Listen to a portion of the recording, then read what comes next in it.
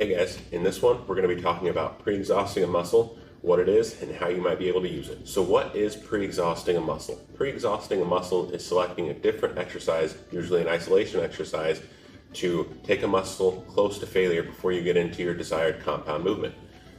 For example, if you were going to do bench press, but you wanted to pre-exhaust your chest before that, you might do pec flies to pre-exhaust your chest before bench press.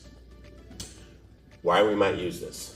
One of the reasons why we might use pre-fatiguing in our training is specifically if the target muscle is no longer the limiting factor. If we're doing bench press and our shoulders and our triceps are the limiting factor, our chest, by definition, is not growing optimally.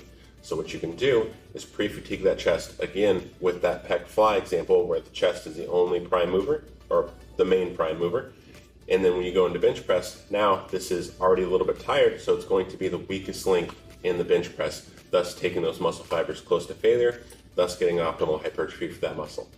That's going to be the prime reason why you might use a pre-fatigue. Some follow-up reasons might be joint pain. So let's say you're benching 225 and that gives you a little bit of shoulder pain.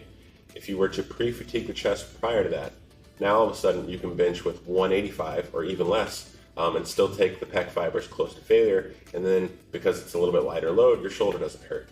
So it's an awesome option there. The last option why you might use pre-fatiguing is for simple variation. If you've been doing bench first in your program for a significant amount of mesocycles, you might find that putting an isolation movement first to pre-fatigue is a little bit variation and spice that you need to maximize pumps, disruption, and soreness, which are stimulus proxies for maximal muscle growth. If you're not getting these things, you're probably not growing. Soreness is a little bit contentious on that one, but you get the idea. Lastly, just remember that pre-fatiguing is just another tool in the toolbox. It's not the end all be all.